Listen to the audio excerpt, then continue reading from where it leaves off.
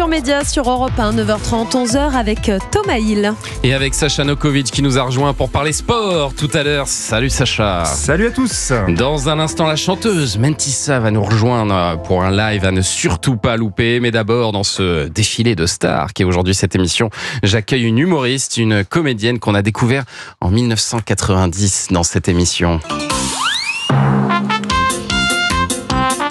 Oh, le générique. Quelque chose à faire. Oui.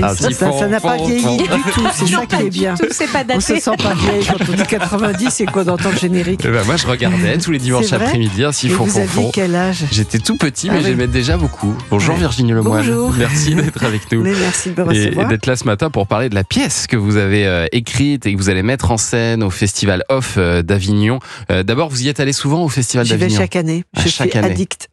Et alors, vous avez des très bons souvenirs là-bas, des souvenirs difficiles? Alors, le souvenir difficile, c'est la chaleur, ça c'est sûr. Ouais. Mais la ville est très équipée pour ça. Et chaque année, c'est toujours formidable. J'ai rencontré beaucoup de gens. J'ai fait des rencontres merveilleuses. Et alors, la pièce que vous montez à Avignon, là, ça s'appelle Le Manuel de la jeune mariée 1957. Ce sera au Théâtre Actuel. Et comme son nom l'indique, ça se passe en 1957. Bien joué. Et ça concerne 5 jeunes femmes. On est à la veille de leur mariage et elles étudient consciencieusement un manuel de bonne convenance.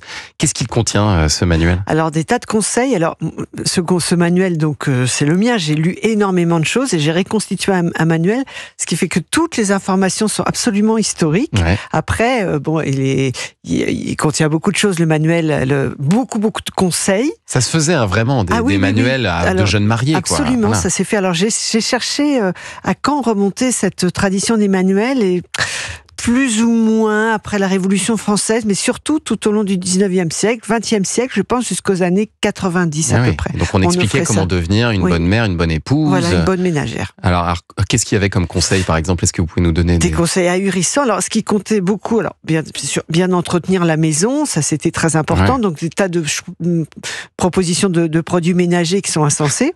Ah oui, parce qu'il y avait un petit peu de pub aussi dans le manuel. Non, c'est des vrais conseils. Des conseils de l'acide chlorhydrique, de l'essence, de l'éther pour entretenir les vêtements. Oui, c'est bien. Voilà, pour cuisiner un four aux parois amiantées. Parce que voilà, c'est mieux, se tenir en forme pour les grossesses. Donc bien s'hydrater, donc boire à minima par jour 1 litre de bière. Du bière, oui, et du vin à table, surtout si on est enceinte ou allaitante. Voilà, c'était des tas de conseils. Oui. Tenter de mettre au monde une 12aine d'enfants. Voilà, et pour avoir la médaille d'or de la mère de famille française. Et puis bien sûr, il y a 70 ans, enfin c'est pas non plus. C'est nos grands-mères, nos mères. On mesure le combat, le courage de ces femmes et l'évolution du monde. monde. Des hommes qui les ont aidés aussi. Et se montrer bien sûr inlassablement dévoué à son époux. Tout à fait. Bien sûr. Parce que la deuxième journée commence le soir quand arrive le mari. Donc il faut être toujours à son service, il faut toujours être en forme. Donc, il y a des tas de conseils ahurissants. Par exemple, il faut compter ses pas. Il faut économiser ses pas dans la cuisine. Donc, il y avait dans certains manuels des petits schémas avec des pointillés. On ne comprend rien, mais c'est ça qu'il faut faire. Ouais. Par exemple, pour faire un ragoût. Il faut faire ça. Et ces manuels, ils étaient écrits par qui en général? Plutôt des hommes Parfois des hommes, beaucoup Berthe Lesage, qui en écrivait un chaque année. Ah oui. Et des hommes ou des femmes.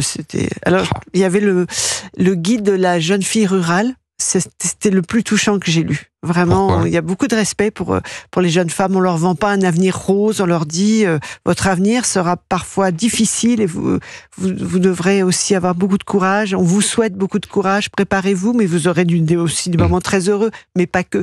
C'était le seul guide qui dit ça. Et alors là, il y a 5 fiancées dans votre pièce, 5 comédiennes et un comédien pianiste, parce que c'est aussi un spectacle musical. Oui.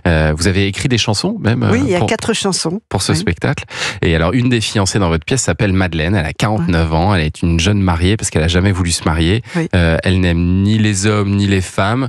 Elle, son truc, c'est plutôt les ânes qu'elle a découvert lors de la fête de la Sainte-Catherine, voilà, justement. C'est ça, parce c'était très humiliant. Et puis, les hommes y avaient droit à 30 ans, mais à 25 ans, on était vraiment des vieilles filles. Donc, quand on n'était pas mariés, on chaussait un chapeau sur la tête et on était promenés en carriole comme ça dans le village. Tout le monde hurlait, tout le monde dansait. Et les types regardaient passer ce qu'il y avait dans la carriole pour faire un peu son choix. Puis après, il y avait un bal pour essayer désespérément de caser ces vieilles filles. C'était le Tinder de l'époque, les applications rencontre. Voilà, c'était à peu près ça. Mais la un peu plus story. déséquilibré. Et quoi. puis un peu plus humiliant peut-être. Ouais. Et c'est sa mère qui a posté une annonce pour elle Oui. dans le Chasseur français. Oui, voilà, le Chasseur français, c'était un journal à l'adresse sûr. des chasseurs, mais il y avait beaucoup petites d'annonces matrimoniales, oui. Et je voulais parce que à travers les témoignages de ces femmes, je voulais vraiment raconter l'époque. Et cette femme, elle a simplement choisi de ne pas se marier. Elle n'a pas envie de se marier. Et par un concours de circonstances incroyable, en fait, elle va vraiment rencontrer l'homme qu'il lui faut et qui est particulier, mais c'est l'homme qu'il lui faut. Un homme qui est assez âgé, en tout cas. Oui, mais elle a 49 ans et lui, il en a 53, donc ça va. Il est voilà. Mais sa mère, elle lui dit, j'espère qu'il sera pas trop beau, parce que c'est suspect, un homme trop beau. Oui, à 53 ans, un homme qui s'est jamais marié, qui est beau, oui, c'est très très suspect. Et effectivement, il s'est jamais marié, il est beau. Donc la mère est dans tous ses états et en fait, il a un secret, mais qui correspond très bien à ce que Madeleine recherche. Donc ça va aller très bien entre eux. Et c'est un texte comique, mais qui nous montre qu'entre 1957 et 2025, alors certes, on a fait des progrès, mais il y a peut-être encore un peu de boulot d'ailleurs. Oui, il y a tout le temps du travail. Je pense que l'évolution, elle est tout à fait protéiforme. On le voit au niveau international, il y a des pays où, mon Dieu, la condition des femmes est absolument effroyable. On a quand même beaucoup de chance en Europe d'avoir pu combattre, et merci à toutes ces femmes qui, depuis la Révolution française, œuvrent, et aux hommes qui les ont aidés aussi. Il y a eu des grands féministes aussi, comme Condorcet. Ça s'appelle Le Manuel de la jeune mariée 1957. C'est écrit et mis en scène par Virginie Lemoine. Ce sera du 4 au 26 juillet à 15h45 au Théâtre Actuel Avignon. Dans un instant, on va parler un petit peu de sport avec Sacha Nokovic. À tout de suite sur Europe 1. Culture Média, 9h30, 11h. Sur Europe